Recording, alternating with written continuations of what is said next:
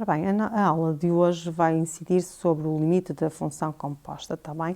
E diz o seguinte: dadas funções reais de variável real f e g e um ponto A aderente ao domínio de g composto com f. Olha uma coisa, o A tem que ser realmente um ponto aderente ao domínio da função composta, porque é o limite da função composta que nós queremos determinar, portanto não fazia sentido se de outra forma fosse. Então, continuando, diz se limite de f de x quando x tende para A, portanto para o ponto aderente, não é? Se for igual a B, e este B for um número real, reparem, este B não pode ser mais ou menos infinito, porque o mais ou menos infinito não são números, portanto não pertencem a R. E limite de g de x quando x tende para B é igual a C. Da mesma forma, o C também tem que ser um número real. Então, daqui concluímos que o limite da composta, de G composto com F, não é? Quando x tende para A, é igual a C. Olhando assim para aqui, de imediato, esta definição parece um pouco complicada, mas de facto ela até é bastante simples a aplicação dela.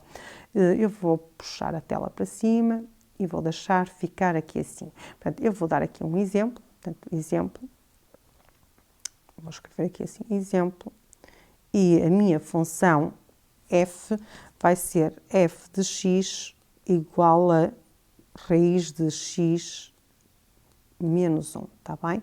E a minha função g vai ser definida pela expressão 1 sobre x.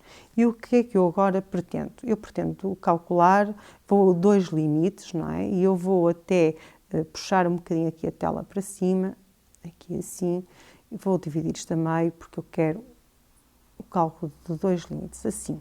Tá bem? Tenho aqui então o exemplo A e vou pôr aqui o exemplo B. E qual é o exemplo A? Eu quero calcular o limite de G composto com F de x, tá bem? Quando o x tende para 5.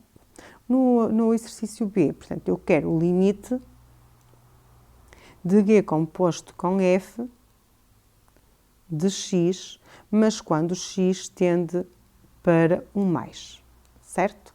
Assim. Então, vamos lá pensar no seguinte. Olhem uma coisa. Quando nós determinávamos a expressão algébrica de G composto com F de x, não é? Aquilo que nós fazíamos e escrevíamos muitas vezes era isto, G composto com F de x. E com quem é que nós nos preocupávamos primeiro? Preocupávamos com o F, está bem? Então, aqui no limite, é com o F também que nós nos vamos preocupar, ok? Portanto, vou colocar limite de f de x quando o x tende para 5, está bem?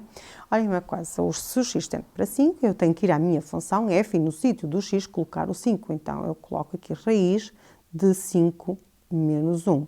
Mas 5 menos 1 é 4, portanto, raiz de 4 que dá 2. E reparem no seguinte, este 2 é aqui o nosso b, ok? É o nosso b. E agora o que é que eu tenho que fazer? Eu tenho que calcular o limite de g de x quando o x tende para esse b, ou seja, neste caso, quando o x tende para 2, está bem? Então, coloco aqui limite de g de x quando o x tende para 2, ou seja, isto dá 1 sobre 2. Então, o que é que eu vou concluir? Eu vou concluir que o limite da composta de g com f de quando x tende para 5 é igual a 1 sobre 2. Está bem? Ora, eu vou só apagar aqui esta notazinha, que não interessa, para que nós possamos resolver agora este limite aqui. E à semelhança do exercício anterior, da linha anterior, eu vou calcular o limite, vou escrever aqui o limite de f de x quando o x tende para 1 mais, está bem? Olhem uma coisa, então, o que é que eu tenho? Tenho aqui raiz de 1 menos 1, que dá 0. Mas olhem uma coisa, aqui interessa-nos, uma vez que estamos a calcular o limite à direita, interessa-nos saber se isto é um zero positivo, um zero mais ou um zero menos, está bem?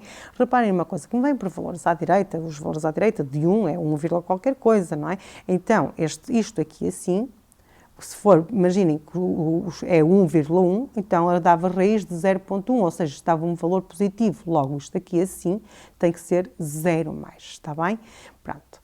Então, agora o que é que eu vou determinar? Eu vou determinar o limite de g de x quando o x tende para 0 mais, ok? Olha uma coisa, quando colocamos então este limite aqui, com o que é que eu fico? Eu fico com 1 sobre 0 mais, ok? Mas olha uma coisa, 1 sobre 0 mais, o que é que isto dá? Dá mais infinito. Então, o que é que nós temos? Temos que o limite de g composto com f de x é igual, neste caso, a mais infinito. Reparem numa coisa, aqui assim não há qualquer problema de dar mais ou menos infinito. O que não podia dar infinito era no limite de f de x, quando x tende para 1 mais, está bem? Ora, muito bem, então agora o que é que eu pretendo que vocês façam? Eu pretendo que vocês resolvam um exercício, portanto, para trabalho de casa, eu vou colocar aqui assim, para TPC, eu quero que me resolvam o exercício 20 da página, não é o 20, peço desculpa, é exatamente ao contrário, portanto, é a página 20, o exercício 9, ok? Pronto, espero que tenham percebido e bom trabalho de casa.